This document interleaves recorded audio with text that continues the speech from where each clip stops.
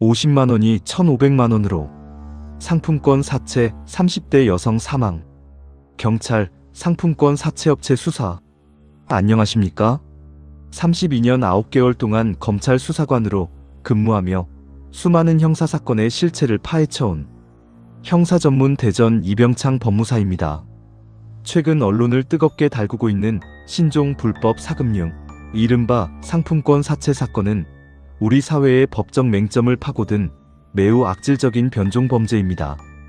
단돈 수십만원의 소액 급전이 단 몇 달 만에 수천만원의 빚더미로 불어나고 가혹한 추심을 견디지 못한 피해자가 끝내 세상을 떠나는 비극까지 발생했습니다.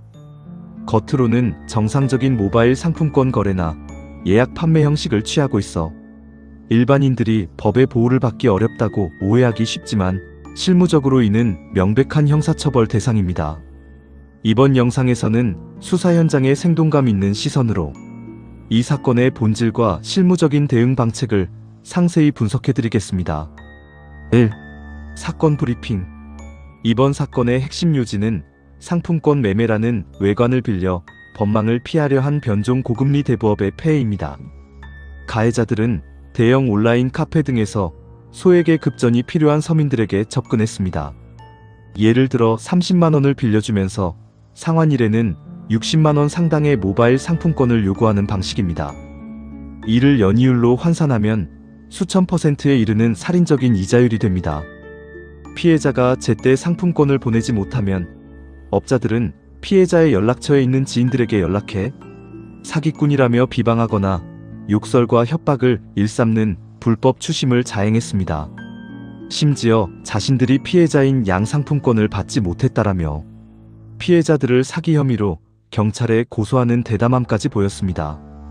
경기 남부경찰청 광역범죄수사대를 비롯한 수사기관은 현재 대대적인 강제 수사에 착수하여 주요 업자들에 대해 출질금지 조치를 내리고 100여 곳이 넘는 업체를 전방위로 추적하고 있습니다. 2. 검찰 수사관의 시선. 30년이 넘는 세월 동안 수사 일선에서 민생 침해, 범죄를 다뤄온 저의 경험으로 볼 때 이번 사건은 전형적인 법률적 가장행위에 해당합니다. 사채업자들이 바보가 아닙니다.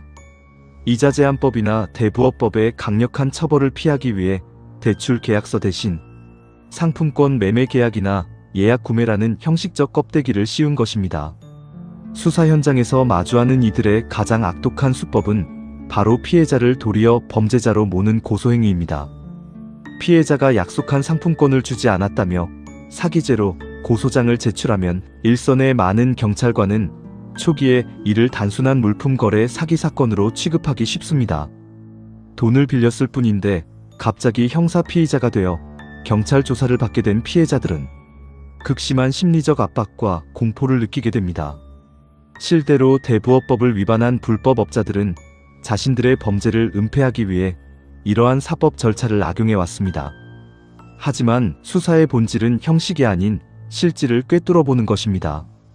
겉모양이 상품권 거래라 할지라도 그 이면에 금전의 교부와 고율의 이자, 수수라는 대부 계약의 실질이 존재한다면 이는 엄연한 불법 사금융으로 처벌해야 마땅합니다. 3. 실무 통찰. 만약 지금 이 순간 온라인 상품권 사채나 변종대출의 늪에 빠져 고통받고 있다면 가장 먼저 해야 할 일은 그들과 나눈 모든 대화의 실질적 증거를 확보하는 것입니다. 그들이 아무리 이건 사채가 아니라 정당한 상품권 거래다라고 주장하더라도 법원과 수사기관에서는 통하지 않습니다. 실무적으로 수사기관을 움직이고 나를 보호하기 위해서는 다음과 같은 증거 수집법이 핵심 노하우가 됩니다. 우선 돈을 송금받은 내역과 상품권 수령증, 그리고 이 과정에서 나눈 카카오톡 대화나 텔레그램 메시지 전체를 누락 없이 캡처해 두어야 합니다. 특히 몇 대 몇으로 얼마를 갚아라, 상환 기일을 연장해 주겠다라며 이자율을 유추할 수 있는 대화 내용은 대부 계약의 실질을 입증하는 결정적 증거가 됩니다. 또한 사채업자들이 지인들에게 연락하겠다며 협박하거나 실제로 욕설을 퍼부은 녹취록, 문자 메시지가 있다면 이는 채권추심법 위반으로 그들을 구속 수사하게 만들 수 있는 강력한 무기가 됩니다. 불법 고율 이자 계약은 이자 제한법에 따라 초과 부분이 무효이므로 원금 조정을 요구할 법적 권리가 생기며 상대방의 사기죄 고소에 대해서는 맞고소 및 무고죄 대응을 통해 수사의 방향을 바로잡아야 합니다. 4. Q&A 자주 묻는 질문. Q1. 상품권 매매 계약서를 썼는데도 이자 제한법 보호를 받을 수 있나요? A1. 네, 가능합니다. 우리 법원은 계약서의 제목이 무엇이든 상관없이 돈을 빌려주고 이자를 받는 행위에 실질이 있다면 명백한 대부행위로 봅니다. 따라서 약정한 금액 중 법정 최고이자율을 초과하는 부분은 전부 법적으로 무효이며 초과 지급된 돈은 원금 변제에 충당되거나 돌려받아야 마땅합니다. Q2. 업자가 저를 사기죄로 고소하겠다고 협박하는데 정말 처벌받게 되나요? A. 단순히 돈을 갚지 못했다고 해서 무조건 사기죄가 성립하는 것은 아닙니다.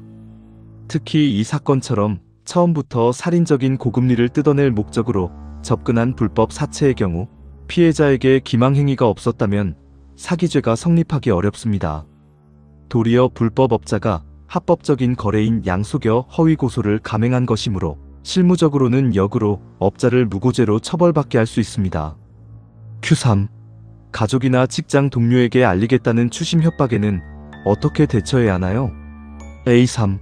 채권추심법 제9조에 따라 채무 사실을 제3자에게 알리거나 공포심을 유발하는 협박행위는 엄격히 금지되어 있습니다.